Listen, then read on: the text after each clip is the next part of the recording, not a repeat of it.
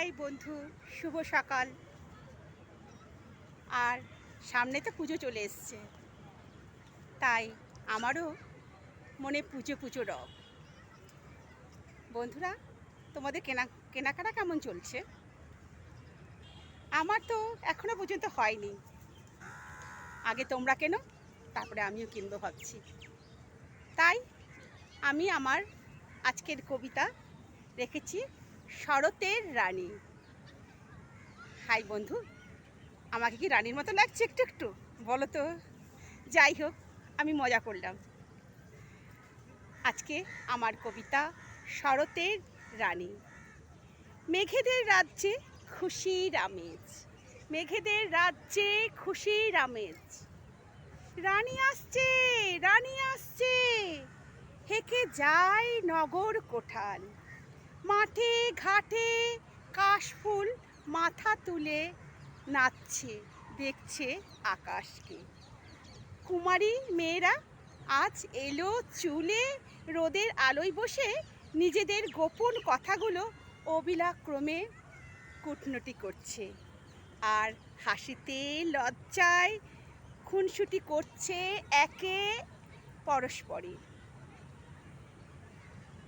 কোঠালের কথা শুনে বলল মেঘকন্যা, কোঠালের কথা শুনে বলল মেঘকন্যা, আমলো যা, ও বুঝি শরতের রানী?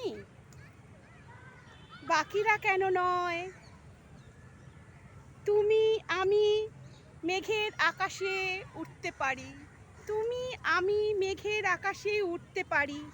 মেঝেলা মেঘে তখন হাসতে হাসতে চোখ টিপে বলল, ও যে নবযৌবনা, ও যে নবযৌবনা সুন্দরী। হাসতে হাসতে লুটিয়ে পড়ল একে অন্যের গায়ে।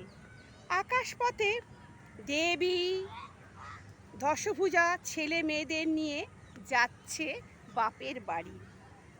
আকাশপথে দেবী দশভুজা ছেলে মেয়েদের নিয়ে যাচ্ছে বাপের বাড়ি কয়েকদিনের জন্য।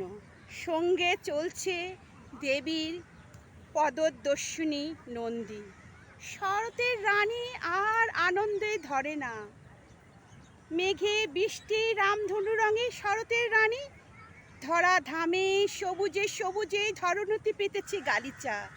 দেবী চরণ আজ ধন্য, ধন্য হলো বসুন্ধরা। দেবীর চরণ আজ ধন্য হলো বসুন্ধরা। হাই বন্ধু, ভালো থেকো।